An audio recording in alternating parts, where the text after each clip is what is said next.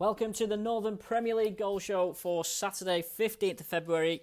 It was a Storm Dennis hit weekend, so only a handful of games to look at. We'll start at the Flamingo Land Stadium. Scarborough welcomed Bamber Bridge, and James Walshaw got the goal scoring underway with the easiest of goals at the back post on 16 minutes. That became 2-3 minutes later. Michael Coulson brought down by the goalkeeper in the box, and he stepped up to make it 2-0.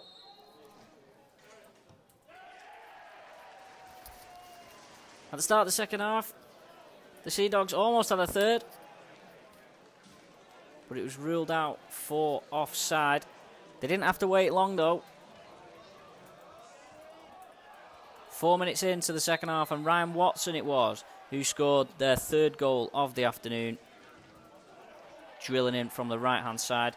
It then became all about James Walshaw.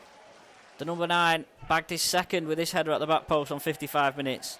And then just after the hour mark, he was released down the left channel and clipped it over the goalkeeper for a hat-trick.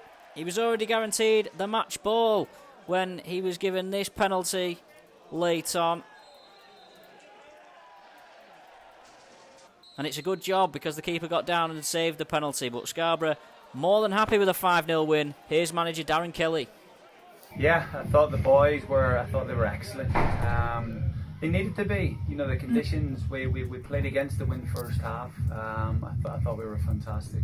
Getting in half time, 2-0 up, could have been more. But to be fair to Bamber Bridge, you can see the way they work, a lot of stuff, good football inside. And we needed to be on top of our game. The second of 4 games in the Premier Division that survived the weather saw Grantham Town entertain league leaders South Shields. A bit of hesitancy at the back by the Gingerbreads enabled Lee Mason to give Shields a 12th minute lead on the rebound. But veteran striker Lee Hughes notched his first goal for Grantham since joining from Mickleover, heading in right on the stroke of half time. And it took South Shields until the 74th minute until they could break the resolve of the hosts. Dominic McHale claiming this one all the way through from a corner. They could even afford this missed chance from Sefton Gonzalez, a sitter from barely 3 yards out. He headed wide, but it mattered little in the end. They got their third through Josh Gillies on 85 minutes. Here's Lee Picton speaking after the game. Given what we've just seen, given what we've just watched over the last 90 minutes,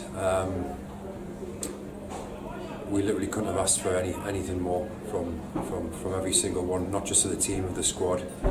From the way they've gone about their business today, that determination in their eyes, you know, just to get us back, like you say, back to winning ways, and it was an absolute joy to watch. Gainsborough Trinity were out to extend their 11-match unbeaten run at home to Stalybridge Celtic, but they fell behind after just 8 minutes.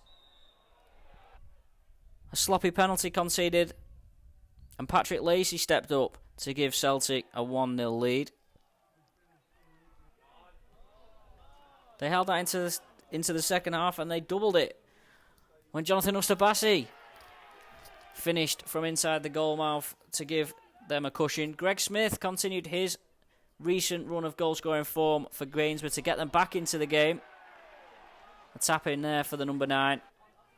But they couldn't find the equaliser, and as they chased the game, this mistake at the back enabled Scott Backer to run through in injury time and seal the points for the visitors. Bottom placed Stafford Rangers were the visitors to Whitby Town. And Whitby took the lead on 27 minutes. A mistake at the back enabling Matthew Timon to finish past the goalkeeper. It was a comedy of errors from Stafford too. Trying to play it out for the back cost them as they conceded a penalty just before half-time. Paul Blackett, that man on loan from Gateshead, scored his 9th goal in 10 appearances for the Seasiders. Bertie Jiao did make it interesting at the end. His goal on 80 minutes, setting up a frantic last 10.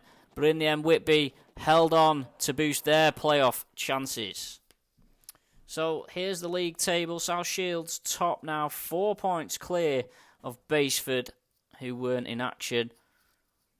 Whitby up to 9th, just behind Stalybridge, you're up to 8th. Scarborough as close to the playoffs as they have been all season. At the bottom, it's looking particularly bleak for Stafford, who are 6 points away from safety. Grantham are deep in trouble too. There was a handful of games elsewhere. In the South East Division, Belper Town suffered a surprise 2-1 defeat at home to Worksop Town. Matthew Sachs and Freddie Tracy scoring the decisive goals for Worksop. Stamford continued their push at the top of the table with a 3-0 win at home to Stocksbridge Park Steels. Sutton Coldfield Town were 3-1 winners over Lincoln United. How that impacts the table, Stamford have reduced Leek's lead at the top to just 5 points now, but Leek do have a game in hand. Belper still in the playoff places despite their defeat. Worksop up into the top half. At the bottom, Wisbech Town still bottom, 2 points behind Market, Drayton Town. Lincoln probably have enough points on the board already to be worrying about the drop. Just one game survived the weather in the North West Division, and that was at the artificial pitch of the Halton Stadium as Widnes were beaten 2-1 at home to Colne. Lewis Bradley scored a brace of goals for the visitors there. So not much change to the North West Division table as a result. Ramsbottom still top. Colne's win lifts them up to 15th, above Widnes, who are 17th. Pickering Town, bottom of that division. So we're short and so this week, but we'll be back next week with hopefully a full quota of games. There are a number of games in midweek 2 this week. If you check out the Premier Division on Tuesday night, it's FC United against Stafford, Warrington Town against Grantham, and Whitby Town against Radcliffe. In the South East Division, Chase Town welcome leaders Leek Town. In the North West Division, Droylsden host Workington, Dunstan face City Liverpool, Marsk host Pickering Town, and Pontefract Collieries face Colne.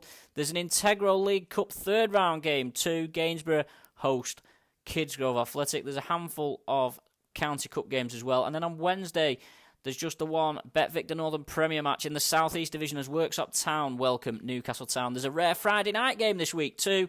Ashton United's Premier Division clash against Hyde United will kick off at 7:45 on Friday, February 21st at Hurst Cross. That's it from me for this week. It's full time for now.